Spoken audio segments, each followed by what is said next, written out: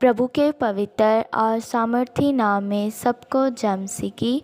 हम परमेश्वर का धन्यवाद करते हैं कि परमेश्वर ने एक बार फिर से हमें अपने चरणों में आने का सौभाग्य दिया।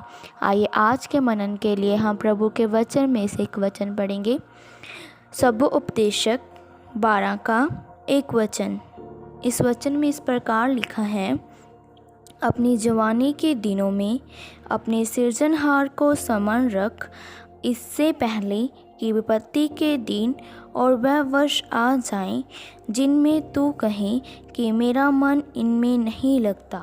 मेरे प्रियो, हम इस वचन में देखते हैं कि परमेश्वर का वचन नौजवान पीढ़ी को बोलता है कि हे जवान, अपने जवानी के दिनों में अपने सृजनहार को स्मरण रख। कहीं ऐसा न हो कि तू अपनी जवानी में परमेश्वर को भूल जाए तो वह तेरे ऊपर विपत्ति के दिन आ जाए।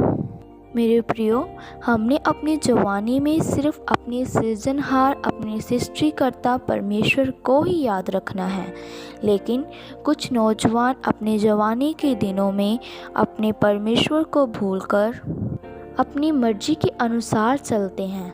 वह परमेश्वर के कहे हुए वचन के अनुसार नहीं, बल्कि जो अपने मन में आता है वही करते हैं।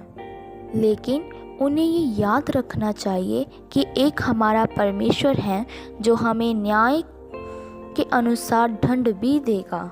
अगर हम परमेश्वर को अपनी जवानी के दिनों में याद नहीं रखेंगे तो वह कोई ना कोई विपत्ति हम पर ज़रूर डालेगा, क्योंकि हमारा परमेश्वर, हमारा सृजनहार न्याय परमेश्वर है। लेकिन अगर हम परमेश्वर को अपनी जवानी के दिनों में याद रखेंगे तो परमेश्वर हम पर कोई भी विपत्ति नहीं डालेगा। हमने इस संसार में रहते हुए अपनी जवानी के दिनों में अपने सृजनहार परमेश्वर से डरते और कांपते हुए चलना है। हमने उस महान परमेश्वर को अपने जीवन में पहला स्थान देना है। अगर हम अपने जीवन में परमेश्वर को पहला स्थान देंगे तो परमेश्वर हमें हर काम में सफल करेगा। वह हमारे मनोरथों को भी पूरा करेगा। और अगर हम पर कोई विपत्ति आती है तो वह परमेश्वर हमें उस विपत्ति से भी बचाएगा और वह अपनी महिमा हमारे जीवन में प्रकट करेगा। लेकिन अगर हम उसको भूलकर अपनी मनमानी करेंगे तो वह सृजनहार परमेश्वर हम पर अचानक ही विपत्ति डाल देगा, क्योंकि वह परमेश्वर अनखी परमेश्वर है। वह अनक से चलने वाला परमेश्वर है।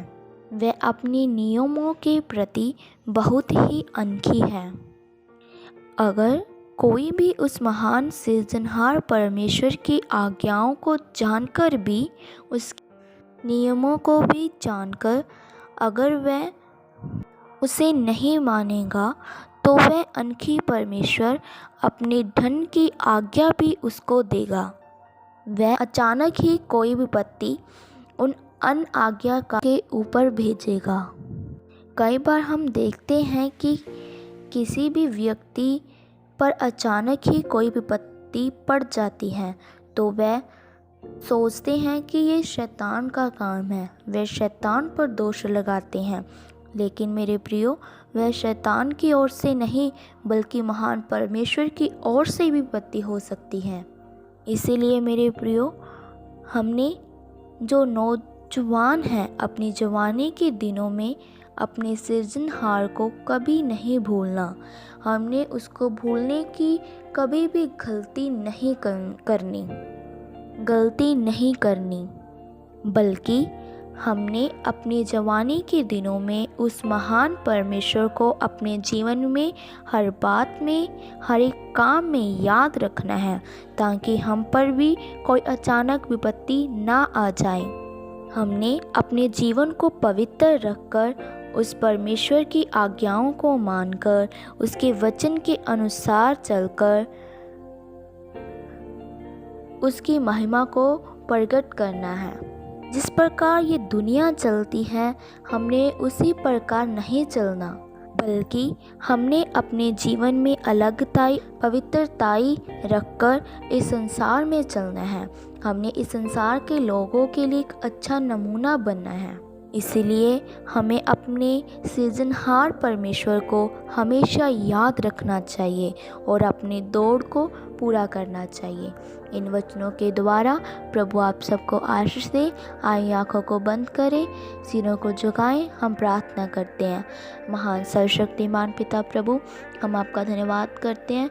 सुबह के समय में प्रभु आपने हमें अपने चरणों में आने का सौभाग्य दिया। प्रभु आपने आज ये सुंदर वचन खोल कर दिया कि हम अपनी जवानी के दिनों में आपको याद रखें प्रभु, क्योंकि आप हमारे सृजनहार परमेश्वर हैं। हम सदा अपने बनाने वाले को याद रखें प्रभु। प्रभु हमें प्रभु संसार में अलगताई और पवित्रताई का जीवन व्यतीत करने के लिए कृपा दो प्रभु। प्रभु हम दुनिया में फंसकर दुनिया जैसे काम ना करें प्रभु। इस संसार में रहकर हम दूसरों के लिए एक आदर्श बन जाए मेरे पिता। प्रभु आप हमारी मदद करो, सहायता करो प्रभु। हमारी सबकी प्रार्थनाओं को सुन लो, क्योंकि आप ही हमारी सबकी प्रार्थनाओं को उत्तर देने वाले पिता परमेश्वर हैं। प्रभु यीशु मसीह के नाम में मांगते हैं, आमीन। सबको जय मसीह की। मारानाथा।